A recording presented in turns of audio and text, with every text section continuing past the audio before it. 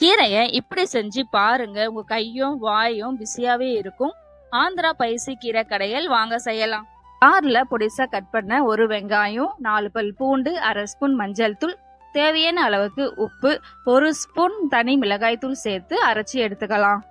கடாயில 2 ஸ்பூன் எண்ணெய் நல்லா காஞ்சதும் கடுகு, சீரகம், கடலைப்பருப்பு, 3 காஞ்ச மிளகா, இடிச்ச 5 பல் பூண்டு, கருவேப்பிலை, அரைச்ச மசாலா சேர்த்து நல்லா பச்சை வாசனை போனதும் கட் பண்ண ஒரு தக்காளி சேர்த்து நல்லா வதங்கினதும் பொடிசா கட் பண்ணி வச்சிருக்க சிறுகீரையை சேர்த்து நல்லா வெந்த பிறகு ஒரு நெல்லிக்காய் சைஸ் புளியை கரைச்சு சேர்த்து 2 நிமிஷம் லோ ஃப்ளேம்ல கொதிக்க விட்டு ஸ்டவ்வை ஆஃப் பண்ணிடலாம். ஆந்திரா பைசி கீரை கடையில ட்ரை பண்ணுங்க. வாயில ருசியும் மனசுல சோறும் வரா மாதிரி இருக்கும். வீடியோ பிடிச்சிருந்தா லைக் பண்ணுங்க. உங்க கிச்சன்ல ட்ரை பண்ணிட்டு கமெண்ட்ல சொல்லுங்க. காரம் ரிப்பீட் பண்ண ரெடின்னு. ஓகே, பாய்.